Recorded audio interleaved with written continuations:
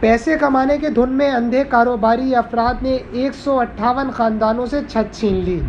کراچی کے جیل چورنگی میں 6 super store کی آگ نے جہاں ایک شخص کی جان لی، وہیں 15 منزلہ سمیہ برج ویو کے 158 خاندانوں کو جیتے جی مار لیا۔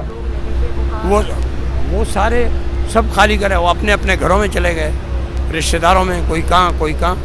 تمبو میں تو افغانستان کی طرح رکھ نہیں سکتے، اپنے اپنے گھروں میں چلے گئے، رشتہ داروں میں چلے گئے، یار دوستوں کے گھر چلے گئے۔ اب یہ صحیح ہو جائے گا، ان کا مسئلہ حل ہو جائے گا، پھر واپس آ جائیں گے۔ آگ لگنے کی وجہ سرکٹ بول رہے ہیں، بجلی کی وجہ سے لگی ہے۔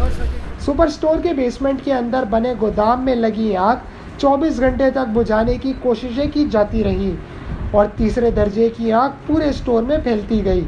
عمارت ناقابل استعمال ہوتی گئی، دیواروں میں دراڑیں پڑ گئیں اور آخر کار بلڈنگ کمزور ہو گئی۔ اب یہ عمارت مخدوش قرار دے دی گئی ہے۔ حکام کا کہنا ہے کہ 5 پلر اور اسٹرکچر بری طرح متاثر ہے۔ عمارت کا دوبارہ معائنہ کیا جائے گا تاکہ حتمی فیصلہ کیا جا سکے۔ سینئر فائر آفیسر عارف منصوری نے تصدیق کی ہے کہ سپر اسٹور میں آگ بجھانے کے انتظامات نہیں تھے اور ہنگامی اخراج کا راستہ بھی نہیں بنایا گیا تھا۔